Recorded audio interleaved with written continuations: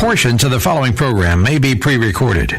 The following program is sponsored by Max Out Savings Advisors. The views expressed during the broadcast are solely for entertainment purposes and do not necessarily express the views of KNTH, its management, Max Out Savings Advisors, or its sponsors. Max Out Savings Advisors and members of the Max Out Savings team may or may not hold securities mentioned during the show. Plan for your prosperity, prepare for your retirement, safeguard your savings, and nurture your investments. This is the Max Out Savings Show with Ted Gioka, a presentation of Max Out Savings Advisors. Now, here's your host from Max Out Savings Advisors, Ted Gioka.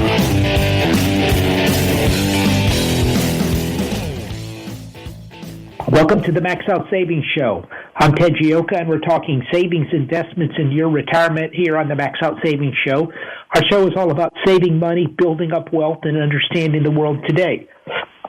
Our motto and our philosophy is to save aggressively and invest conservatively. That's the key to building up wealth over the long term. Save aggressively, invest conservatively. Looking out, we're starting the new year. We've got the Trump inauguration. President Trump is going to be inaugurated Monday, which is exciting. We're excited about that. We've been longtime supporters of the Max Out Saving of President Trump. We were one of the first people in Houston to say he was going to win, and we kept telling you he was going to win, and people didn't believe it. And we said after the convention they got 2 weeks to take out Donald Trump. If they can't do it, he's going to be the next president of the United States, and that was pretty radical at the time. But no one thought it was going to be the case. But we just were right. We kept saying the polls were wrong at the time, and so it's been a long road. It's exciting, and he's back. Winning his actually third election, but we won't go there. So this is exciting. I mean, we've got a lot of things. A couple of things we've talked about on the show that this is the best cabinet. His cabinet is just night and day comparison between the first time. He's prepared. We don't have Paul Ryan and Speaker McConnell of the Senate saying, they're going to be the adults in the room and control everything, and we ended up accomplishing nothing under them. And this time he's got he probably has a strong cabinet since Roosevelt put together a cabinet in the 1930s. I really believe that. Maybe at a minimum, John F. Kennedy. These people are ready to change things. You had Kennedy had the whiz kids, McNamara, people like that, and Trump's got Hegseth. Musk wasn't in the cabinet. RFK. The list just goes. Pam Bondi. He's got an extraordinary, Vivek is in there helping out. I mean, he's got an extraordinarily powerful group of people. He's also consolidated his power, which he didn't do the first time. He was basically, he was trusting of the Republicans and the establishment, and they basically stabbed him in the back and got what they wanted and basically threw the American people over the side of the boat. That's not going to happen this time. You're not having people, quote, boycotting the inauguration with the exception of Michelle Obama. I mean, it's like, even the vice president of China, or vice premier, is coming to the inauguration. And people talk about, these a lot of the corporate people are going there to, quote, kiss the ring. They're not kissing. They're showing respect that they didn't show the first time. I mean, President Trump was elected by the American people. And we've talked about this. The American people, if you look through history, always seem to put the right person in charge. I mean, go back and look at history. That's why we got Jimmy Carter in there after all the problems with Nixon. They always try to do the right thing. And they picked Donald Trump, and the Washington establishment completely disrespected the American people and said, look, we know better than you. And this battle since then has really been all about taking on the establishment in Washington, D.C., and now they're going to clean house with them. And so there's big changes coming. But something we warned you about at the time, we said here recently that, look, Donald Trump is inheriting a mess. I mean, a financial and a fiscal mess.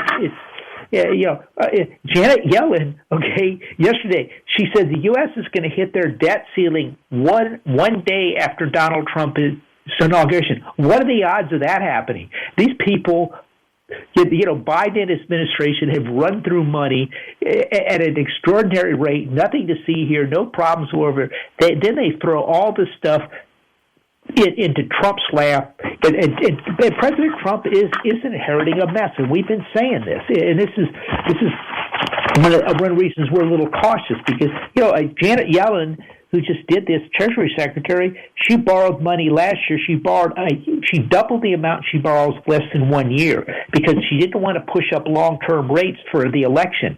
Now that extra 50, typically it's 15%, they borrowed 30%. That extra 15% has got to be pushed out further on the yield curve now, and interest rate long-term bonds rates are going up. And if you look at the 10-year, it's gone from 3.6% to 4.8% after the Fed cut rates. The Fed cut rates 50 basis points, candidly most likely to help President Biden. They were under big pressure for the election. And since then, long rates are going up. And let me give you some numbers here, because President Trump is coming in there. So the question is, what is he dealing with? Let's take a look at that. The federal government spending. This is from an op-ed in the Journal, Wall Street Journal. The federal government spending is up 52% since the end of 2019. Was when Trump left. 52%, and so I think that was a year before the COVID came in. The debt is up 50%. The national debt is up 50% since January of 2020. The annual spending is $500 billion higher. The total interest debt has tripled to $3 billion since that time frame. We've got to pay an extra $2 billion this year. The balance sheet is up 65%. This is why we have inflation. The monetary base is up. The Fed's balance sheet is up 65% as they monetize the debt to help Joe Biden with this ridiculous spending spree. The monetary base is up 63%. M2 is up 39%. This is why the market's going up. This is why we had this huge inflation. This is why people are suffering because of this out-of-control spending. I'll just repeat. That government spending is up 52%. Now, here's another statistic. This came out of the Financial Times, and they're putting some of this out now, pointing the problems we're dealing with, and is the federal expenditures were about 23% of GDP, 23% of GDP. Now, so the government spending 23% of GDP. Okay, well that's it's the government. Okay, but the revenue is 17 to 18% of GDP, which means we're basically That's actually 23 point something. So we're about 6% of GDP deficits every year under Joe Biden. Joe Biden has been spending money like the proverbial drunken sailor on leave from the ship. And so this is what we're having to deal with. And by the way, that number used to be 19%, 18-19% years ago.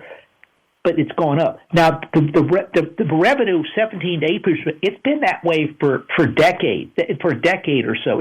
That's been very steady. So the revenue's been pretty steady percentages. The economy grows, the revenue grows, but the spending is out of control. So here comes Donald Trump into office. We're all excited.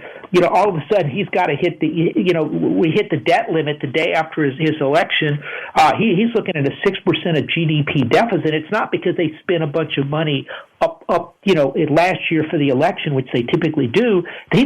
Joe Biden's been spending money every single year on infrastructure bills, on the beat inflation bill, which is actually a gigantic Green New Deal. I mean, the orgy of spending under Joe Biden has been unseen since I'm not even sure when I can remember something like that. I think you maybe have to go to 1928, 29, and it's kind of worrisome. it's just extraordinary. And so we've got a very, very, very high power. I mean, American people should be very proud of Donald Trump. I mean, he's delivering, he's saying what he was going to do, but he's putting people in that can make a difference. And one of the things with the CIA, they came up and they removed was it Senator or Representative Turner off he was chairman of the Intelligence Committee overseeing the CIA and the different intelligence agencies.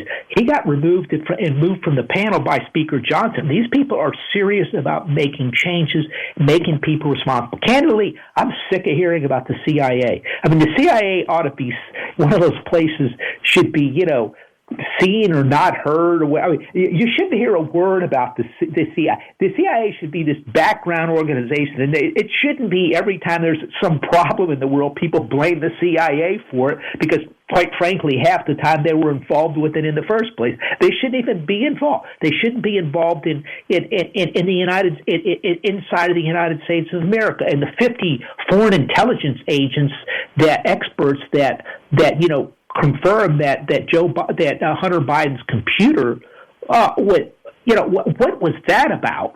And it was to manipulate an election. And the problem is these people have taken these dirty tricks they've used around the world and they're applying to the United States, so they have to be cleaned up. We did this in the 1960s under the Church Commission. I think it was the 60s, maybe early 70s, and it needs to happen again. But it's the FBI. It's the Department of Education. It's one group after another up there. So we got big changes coming up. But understand, we've got big issues to deal with. I'm just going to repeat this because these numbers are so amazing to me. Federal government spending is up 52% since 1990 to 2019. And federal expenditures are now up to 23.3% of GDP. And the revenue is only 17 to 18% of GDP. And so we're just recklessly spending money. We're borrowing money at the rate of $1 trillion every 100 days. And so what they've done is they throw, and Janet Yellen has the audacity to say that, we hit the debt limit ahead of, the first day Donald Trump came into office. They're going to try to blame Donald Trump for all this reckless spending and catastrophic debt buildup that we've had, and so he has to move quickly and stabilize the situation, which I think we will do. But that's not going to be real good for the investment markets. I mean, the longer term bond has been going up, as we said. The Fed has been cutting rates, and the long bond has been going up. That's only happened one time in the last 40, 50 years. It's going up substantially. It was earlier this week. It hit 4.88%. It's backed off some to 4.6%. It was at 3.6% when the Fed started their emergency rate cut, basically to help out Joe Biden. And now, what that's telling you is, and the dollar's gone up, is that's telling you that the Fed, and gold has skyrocketed since then too, that the Fed is on the wrong side. They're doing the wrong thing. The economy is reasonably strong. We have these huge deficits, and so why are you cutting rates? And it's saying, telegraphing the Federal Reserve has made a big mistake. So we're coming into all these big issues here. So how do we navigate through that? And keep in mind, you can still get 4.3% on 1-year treasuries. So there are good opportunities shorter term, but longer term. To give an example, earlier this week, the 10-year bond hit 4.8%. The average cap rate on a home, they have a cap rate to figure out, which is 4.8%. So the problem is I can go buy a home or invest in homes or real estate and get 4.8%, or I can go park my money in treasuries and get 4.8%. So it's now competition. Now the cynic in me might say, "Hey, at least the house will still be there," and but again, this is real estate is struggling. The 7-year mortgage is over 7%. Now, so where is all this going, and what's Donald Trump going to do? We're going to discuss this, and how does this affect your retirement right after this quick break right here on the Max Out Savings Show. The Max Out Savings Show with Ted Gioka is taking your calls now at 713-339-1070. Ted Gioka will return after these messages.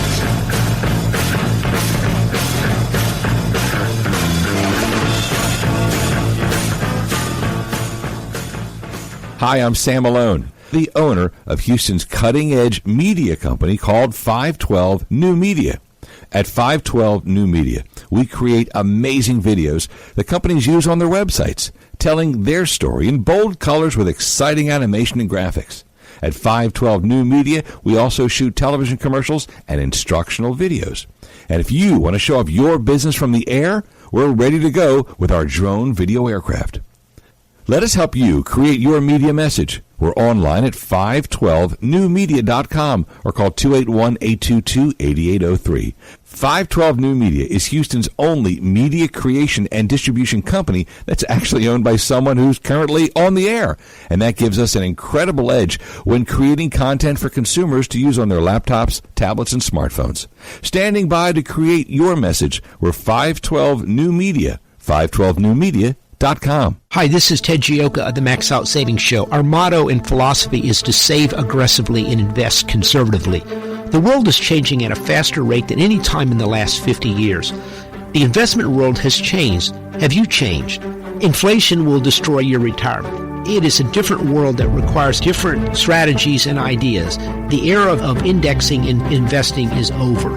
If you need help, listen to the Max Out Savings Show. Our show airs every Saturday at 10 a.m. and Sunday at 7 a.m. We talk about investments, the world, and where the world is going today, and help you understand it and help you save money and build up wealth. It's the Max Out Savings Show. And if you need some help, go to our website, maxoutsavings.com. That's maxoutsavings.com. On the website, you can sign up for the free Max Out Savings Report. Our report covers all types of these big issues, the changes in the world, and helps you understand and protect your retirement. So go to the website, maxoutsavings.com. We return now to the Max Out Savings Show. Here's Ted Gioka.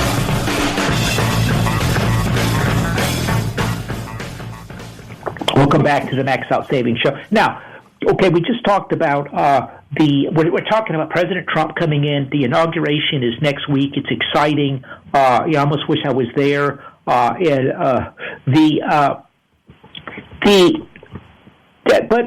we're hit the debt limit. So does that mean that the Treasury, that they're not going to borrow any more additional money? So they're not going to default next week, but because the Treasury has about $680 billion in cash, and so they're going to wind that cash down. But keep in mind, typically we've been borrowing $1 trillion every 100 days, so it's probably February, March, April, sometime April, May. And there's other things they can do. April, May, they're going to run out of cash, and then they'll cut a deal, and then they'll have to borrow a bunch of money to pay that back to rebuild the cash, and then the debt is going to soon back up again. So we're in this world. So what is President Trump going to do?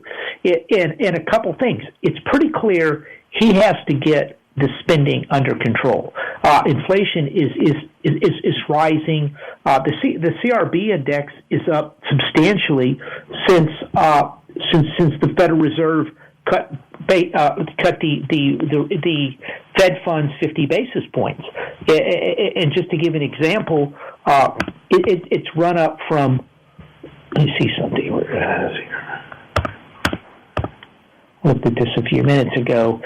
It's run up from, it bottomed at 265. It went up to 311. So that's a pretty big move. That's 45. The CRB's gone up about over 10-15% since the Fed. So inflation's coming back. The interest rates are going up on the long end because the Fed did this. They've got to come up with what's going to happen is we've got to borrow $2 trillion. Remember, we last year we borrowed 15% of our borrowing was short term. In 23, in 24 it was 30%. So they're going to have to move some of this money out on the curve as we talked about. This is a little complicated, but stick with me. So there's this huge borrowing. They have to shift some of the refinancing further out, which puts further pressure on the long rates. Plus, they got to borrow an additional $1 trillion for the spending coming because of this massive deficits they're running. So, but President Trump has got to come in and quickly say that, look, we're cutting expenses. Where they're going to have to take a hard look at at sectors. He can't really spend any more money. He's got to find money elsewhere to spend more money, and he has to also cut spending. And so he has to show people that the United States is serious about streamlining their government, cutting expenditures, and we're not going to just borrow money infinitely into the future, because eventually people are going to say, if they don't, what's going to happen? How is it going to fall? The United States isn't going to sit there and go, oh, no, we're out of money, we're defaulting. How it's going to work, how this would work, is going to be, they're going to do a treasury auction one day, and there's going to be, that maybe the 10-year is at 4.6%. I think it's 4.65 right now. Well, they come and do the auction, they're still bidders. And the auction doesn't sell, or it jumps up to 5.25%, to get the deal done. At that point in time, that's when you get these failed auctions. When the failed auctions happen, that's when you got to watch out. That's when you have the danger of the default. That's when a panic strikes the market, and so. That's what you want to watch, and of course the Fed is going to try to disguise that fact, but it's going to start showing through in some form or fashion. So, and by the way, that is going to happen unless these guys can come in and go, look, hey, we've got the Doge Commission, we're cutting expenses here, we're cutting the expenses there, and we're going to get this matter straightened out. And so this is why I say there's going to be a lot of turmoil. A lot of this stuff has got to get done. Look, this is why a lot of people, a lot of the big corporate executives are shifting over to Trump, because they see what's going on, and they realize something has to be done. Everybody knows something has to be done. Basically, you had a bunch of drunk kids, with daddy's credit card running around spending money for the last 4 years, and that's probably not. It wasn't Joe Biden coming up with this spending. It was a bunch of young staffers. And if you've seen any pictures of the staffers in the White House, it looks like the Georgetown Georgetown philosophy and political science class. A bunch of sophomores. They're very young people, and so expect that to get done. This is why it's so important they put together a deal and get this done. Here's the good news. This is what we're seeing. This is what the good news we're seeing. Trump has put together a very top-notch cabinet of very, very smart people. You look at Pete Hegseth. He's been. They talk about he was in the military for 20 years. He was on Fox. Well, keep in mind he was at Fox and he had military people. I was at an event up in Dallas and I was talking to this rear admiral up there, and we're talking about the ships. I think I've told the story. I'm like, look, I'm like, how can we survive if we can't build up our Navy if it takes 4 or 5 years to build a ship? And he said, Ted, no, it takes like 8-10 years to build a ship. I mean, I forgot the exact number, but it was like, no, you don't even, it's even worse than you think. Well, Pete Hegseth has been listening to these stories from military people for a couple, 4, 5, 6, 7 years now. He's got a pretty good idea what's going on. He's like a McNamara. Rumsfeld was another guy. He wasn't originally in defense. He was, I think he was in Commerce or somewhere else in one of the administrations. Very young guy. This is, Hegseth is 45. These are young people. Rumsfeld, when he came in, not Rumsfeld, but McNamara, I think, was 45 when he came in. And he came out of Ford, and Ford hired him out of the Army because at the time, the Army, after World War II, those guys were the most efficient operation in the world. They could build ships, they could build planes, they had nothing flat, they could move them around the world. And Ford looked at them and go, look, we want this type of ability in our company. And then he came back into the government. But look, we need people that have been in business that can move things around. I mean, when is the last time anyone has heard about layoffs at the federal government? I mean, every major corporation, people have to deal with layoffs. It's horrible. Government has sat there with no layoffs for the last 25 years. So So this is happening. So they're going to go through. They've got people in these places that are serious about making decisions. I mean, they tried to get them a lot of these guys on gotcha moments, and Secretary Bissett was. I mean, that guy is very, very smart. He's managed money, and there's only, if you look at the guys, people make fun of him because he worked for the hedge fund guy. I can't believe I just lost his name, but that's been basically harassing. That put together God, I can't believe I forgot, blacked out on that. That put on the George Soros. He worked for George Soros, but look, Jimmy. Longtime listeners of the show know we've had Jimmy Rogers. Jimmy Rogers worked for George Soros. So he was one of his original partners. And I don't think they're friends anymore, but. We had Jimmy Rogers on our show. Stanley Druckenmiller, I believe, started work with Soros. Some of the brightest people out there. George Soros understood. Look, that guy has been more trouble and done more damage to the world than anybody I know. But he understands how economies work. He understands how they move and how to manipulate and move things.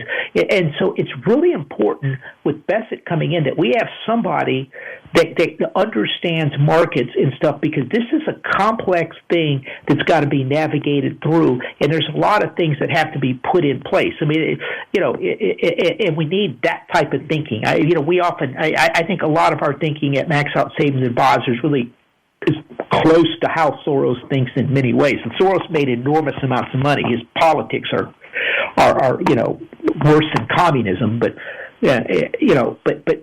so we've got, again, that very, very strong team in place. They're coming in. I can't wait to see all these. There's supposed to be 100 presidential edicts coming out the first day. I cannot wait to see that. But I want you to understand, this is exciting. I mean, everything is going our way. We've got very strong cabinet people in there. We've got look. If you look at these, at the people at these hearings that are coming in, they're going very well. Hedseth was probably was going to be the toughest one, and he did a very good job. And by the end of it, it looks like he's going to be approved.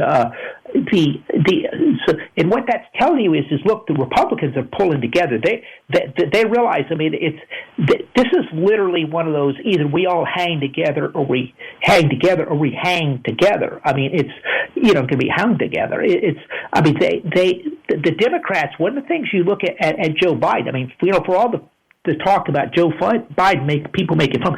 Joe Biden accomplished a lot. The guy did not have a big group of people and he didn't have a huge majority in the Senate, and he lost the House, and he still got a lot of stuff done with very narrow majorities because they all stuck together. And this message, Donald Trump has hammered home to this. He's brought there was some New York Republicans in New York and East Coast Republicans. He brought them into Mar-a-Lago to discuss things. I think they're going to probably raise the deduction for home ownership interest to help them out. He's brought in people that didn't quite agree with him.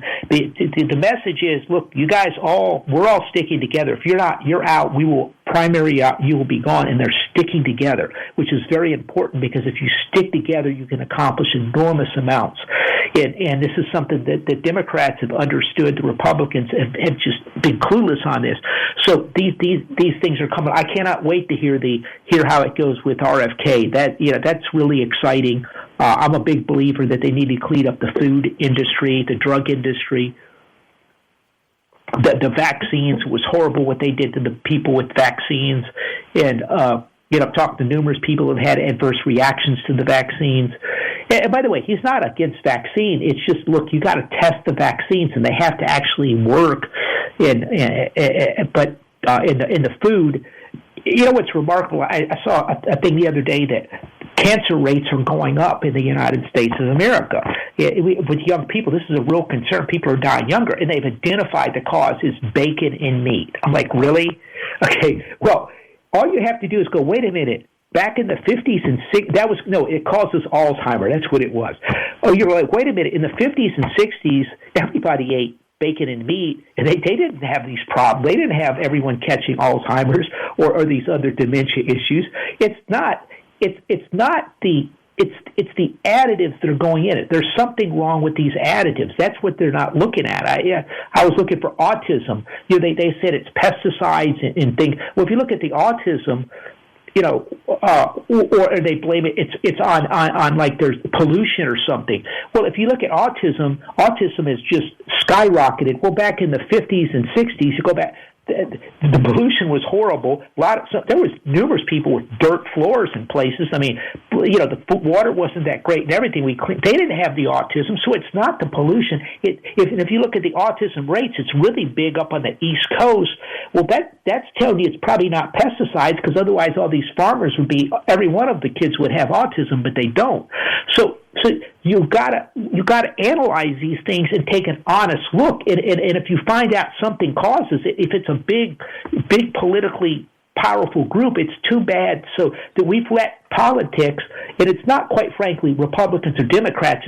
We've let big money get in the way of protecting our food and protecting the American people. I mean, the issues of inflammation diseases, of long-term diseases, of autism are just of dementia and things are just going off the charts, and there's a reason for it. And we need to track down the reason, and we need to find out what it is. And if you look at some things in Europe, they don't have some of these issues, and there's clear differences in some of the food, and that's probably the easiest place to do it.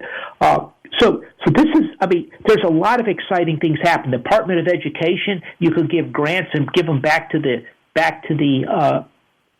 states. I mean, if New York City wants to sit there and have everybody in DEI training, that's fine with them. I don't care, but it's just, I don't want people telling the people of Texas how to do things.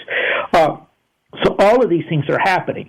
So we got the huge, massive change coming up here. We've got Donald Trump is coming in, exciting. Things are moving along. At the same time, we have this massive fiscal and spending crisis heading our way right now, and that's going to be a big issue. And so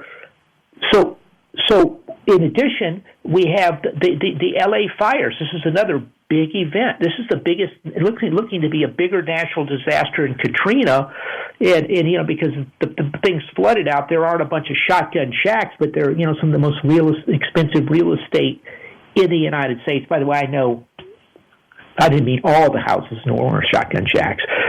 I lived there for my first 10 years, so I know the place. But, remarkably about that is, if you look at New Orleans and if you look at the fires in L.A., it's exactly the same thing. If you look at I've been up and down the Mississippi River, fished it a lot down down south of there quite a bit. What's amazing is you go all the way down the river, and they've got these meticulous dikes the whole way. I mean, they're well maintained, all great. You go further down, they even have the edges. Toward the very end, even then, it's well maintained. It's remarkable. The levee system on the Mississippi River. Did New Orleans flood because the levees in New Orleans failed? No, it failed because of some of the internal dikes in New Orleans failed. And if you look at the people that were put on the levee commission, it was a bunch of clowns, and it was basically a kind of a fun party committee more than anything else. And all they needed to do was it was certain type. It wasn't the main levees on the Mississippi. It failed. It was some secondary things that were basically they put up those heavy duty sheet metal panels together to raise the amount up a little, and those failed. If they would have just put levee closures at the front of the opening of these openings, and they were only about 50 feet wide, they wouldn't have flooded, and there was another place along the barge canal. But again, that's just sloppy, not paying attention to your job, and not going, hey, what can fail and what can we do to change it? Same thing with L.A. If you back in the 1960s and 70s, Smokey Bear was like a mass. You'd see Smokey Bear was all over the place. Smokey Bear was on TV. Smokey Bear was on billboards all over the place. There was fire breaks, fire towers. People were worried. And here these clowns are in L.A. They didn't know who Smokey the Bear was. They didn't have a fire tower. They didn't have fire breaks. They didn't have fire trucks. They had empty reservoirs. And you're like, really? It's climate change? It's just all of this. in both New Orleans, in this case, it's stupid government.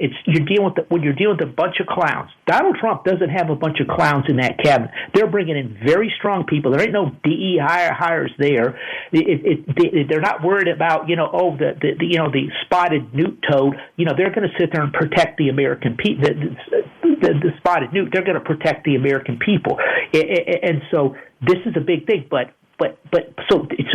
this is another change agent that happened. Donald Trump is a change agent. That fire is a change agent. Big changes are coming. We'll be right back to discuss some more about this right here on the Max Out Savings Show. The Max Out Savings Show with Ted Gioka will return shortly. To speak with Ted Gioka now, call 713-339-1070. Back in a moment with the Max Out Savings Show.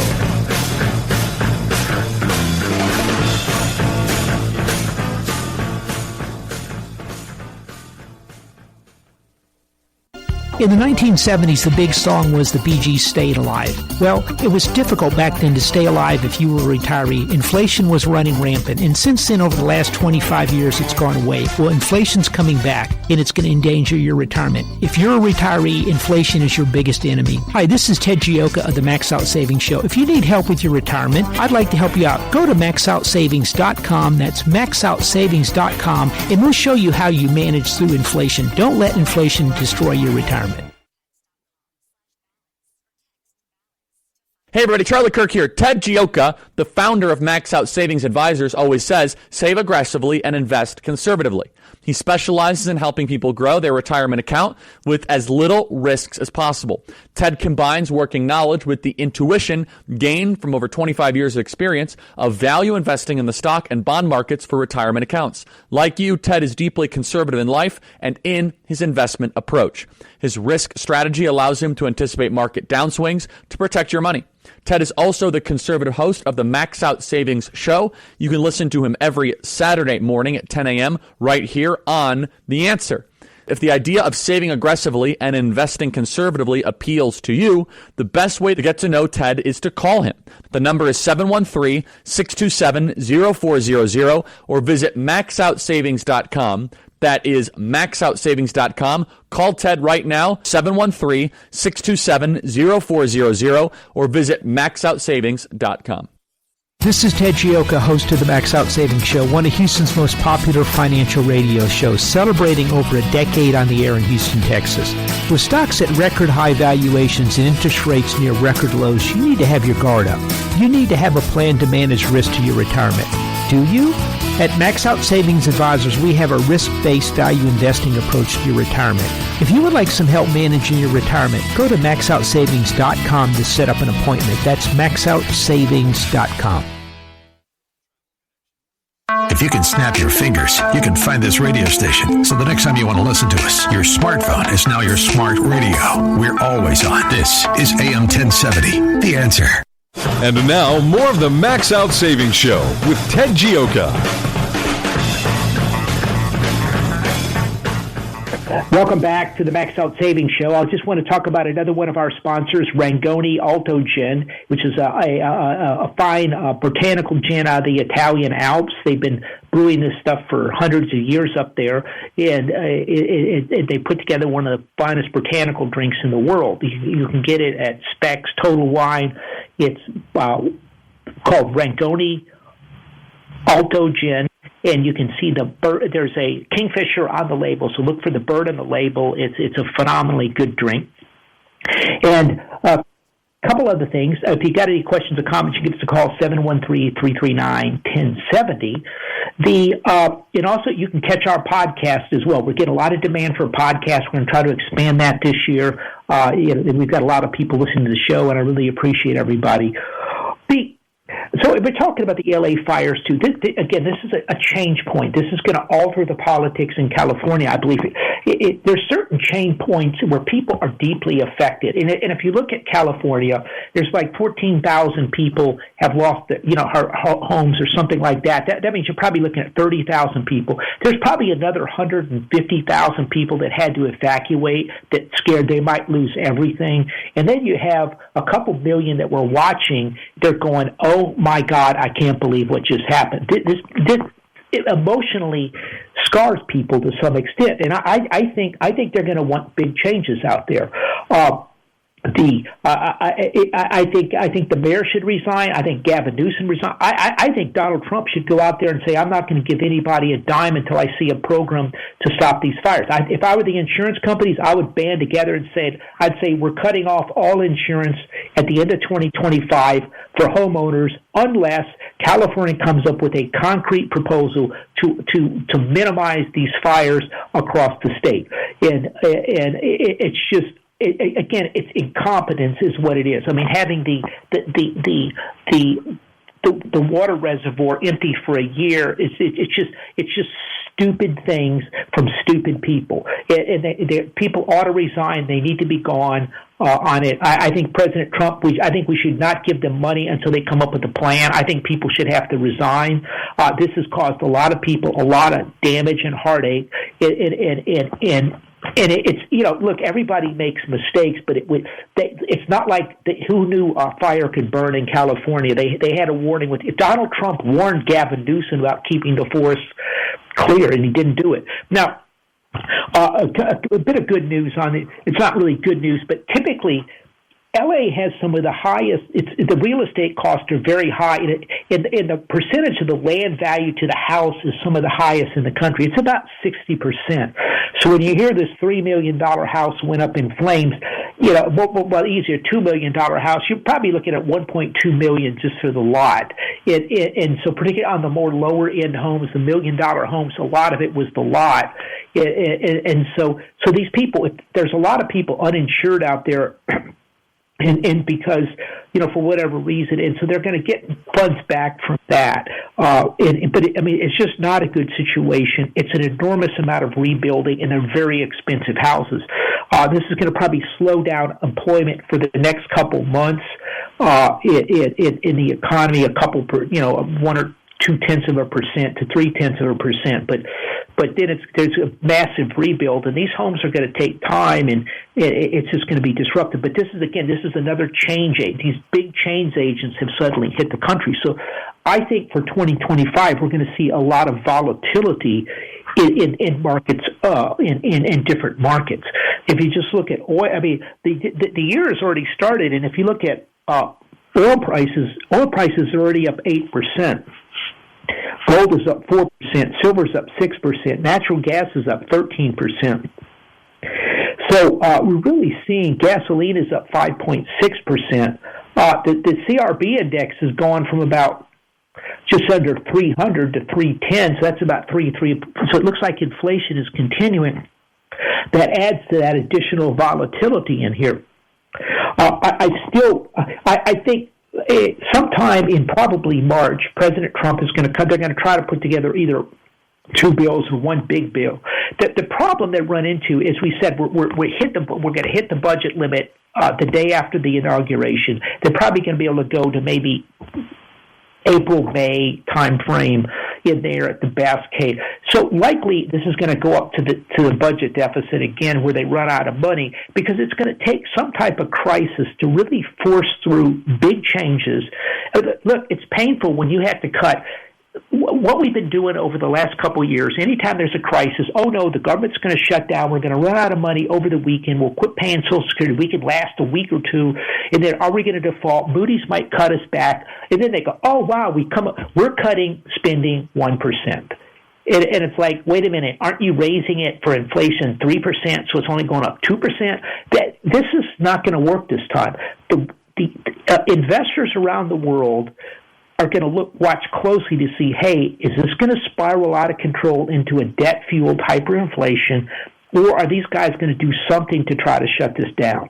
And so they've got to come up with a program that is credible, that answers that question. And it's not easy to make these big cuts. There's very powerful interests in Washington, D.C. When people have contracts that they're making millions and millions of dollars a year, they can pay hundreds of thousands of dollars, or in some case, some of these people are making $1 billion a year on their contracts. There's not many of those, but there's some. But they can put a lot of money into lobbyists, into paying off politicians, into giving campaign contributions to try to stop it. But I think this time the Trump forces, the Trump voters are so powerful. In the past, if some congressman was to sit there and vote against an issue on military spending or raising, cutting the yields on credit cards or something, the credit card industry, the defense industry, or the drug industry, or name your industry, would sit there and find another candidate and give him $1 million or two to try to get the guy out. Right now, if that happens, the Trump supporters are going to come in with $1 million on the other side and stop it. So big changes are happening. I'm not looking for the market could have a kind of a blow off. It goes up another 10%, and then I think this is going to be a very volatile year. I think it's going to be very tough. I think it's going to be a very targeted year this year, unless we just get into super hyperinflation type of situation. And I still think the commodities are going to do well. There's so much money out there now. The rebuild of Los Angeles is going to add fuel to the fire there. I think if you look at oil was kind of right out of the box this year, up 8%. We're not looking for huge amounts of oil production to come on stream and drop the price. That's going to be an issue there. And I think the rates, it's going to be tough. I mean, these rates I just don't see them falling on the longer end right now. Keep in mind, interest rates are going up in Europe, in the UK, in Japan right now. The 10-year, all longer-term rates are going up in the United States are all going up. China, they're going down because they have a real estate crisis and they're trying to. They have deflation, but over here, the interest rates in the UK are going up faster than they did when Prime Minister Truss had to resign and the pound fell. So this is coming up. This is kind of a global phenomenon, and it's not good. Rising interest rates aren't good for markets. They're not good for the stock market. And so, if you look at it, 2-3 years ago, if you look at the 10-year, one way to understand this, keep in mind, if you look at the market based on PE ratios, based on book to value, all these things, let me see here, I got it right here. If you look at it based on PE ratio, on forward PE ratio, on enterprise value, price to sales, almost any way you look at it, it's in the 95, 98 percentile range. But if you look at the 10-year bond, the 10-year bond is keep in mind that was in a range for the last decade. It was kind of between 1.5 and really 2%. It was very, now it's up to 4.8, and we've gone almost a decade with short-term rates close to zero. Right now, you can get a 4.8% on a 1 year, 4.3%, 4.25% on a 1 year Treasury, 15-month Treasury, the 6 month Treasury. That's competition for stocks, and so we'll see. We've had a lot of money pour into the tech sector. It's very highly valued. I think you got to be careful here. Here's an interesting statistic. Okay, right now we need to rebuild our manufacturing base in the United States of America to compete with China. Our wages are about $53 in the United States per hour. That for higher in workers.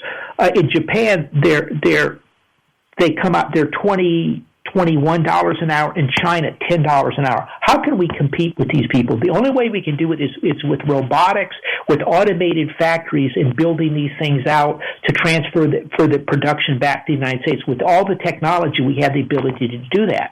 So we're going to need industrial production. We're going to need to build out our industrial base. We got to raise capital spending. You know where 80% of the capital spending in the United States is going right now? 80% is going into AI. The AI is not going to build your factories. AI is not going to make our workers more productive. AI is going to help cut expenses on big corporations. Think of 80% of the capital expenditures. It's mostly building out data centers all over the country. Enormous, huge amounts of money are pouring into it. So again, what Donald Trump needs to do is he needs to come in with targeted tax things, equipment tax credit. So if you put in a factory, you get tax credits and things like that to build out the factories. We don't need data center. Look, we have to compete with the rest of the world. And I really think the AI. Look, is AI big? It's huge. It's going to make a difference, but it is becoming a bubble in valuations, and we're seeing Apple starting to break down. If you look at some of these others, I think they're going to be under pressure. There's just an enormous land rush stampede to get into AI right now. But we need that money elsewhere in the economy to build out the rest of the economy. And so this is something, again, very complex. 25 is going to be a very complex year. It's going to be a volatile year. You're going to see big surges in interest rates up and down. You're going to see a big move in the dollar this year, I think lower at some point. These all are going to change things up. You're going to see a very volatile stock market. You're going to see higher commodity prices coming in. And so I think you're going to see a completely different year than you've seen the last couple of years. And so you want to prepare for it and take a couple of things. We're going to write about this in our Max Out Savings Report, which is a free report we send out once a month to our listeners. We're writing the other one now. Got a lot of interesting things coming in that one. We try to give you a lot of information on what you're not hearing from other people. Today, I gave a lot of stuff I felt like wasn't being talked about in the mainstream media. I wanted to get out there. But we put a lot of these things into the report. We put a lot of retirement savings tips and things like that. It's completely free. It's the Max Out Savings Report. If you'd like a copy, just go to our website, maxoutsavings.com. It's maxoutsavings.com. It's completely free. We're not going to call you up. We're not going to bother you. We're busy, but I put this out to help people out, and we've been doing it for over 15 years now, and in that report we called the crash in 2008. In January of, I think it was 2020, we warned you of the COVID coming up when people didn't even think it was going to be a problem. Everyone told me it was nothing here. We said the Russia war was a big thing. It was going to be long term. It was going to be inflationary. We've come up with a lot of things that other people haven't. So if you just go to our website, maxoutsavings.com, that's maxoutsavings.com, you can sign up for a free report. If you need some help with your retirement, want to take a look and see where you stand, we will show you how we manage money using our value investing approach at Max Out Savings Advisors. You can request an appointment. We're here in Houston, Texas. It's maxoutsavings.com. And also, remember, we're also on podcasts, and we're going to be expanding that as well. But in the interim, remember our motto and philosophy, which is to save aggressively and invest conservatively. That's the key to building up wealth over the long term. Save aggressively, invest conservatively. You've got to watch out for yourself. You have to protect yourself in retirement and protect yourself from inflation. We'll see you next week right here on the Max Out Savings Show. Thanks a lot for listening.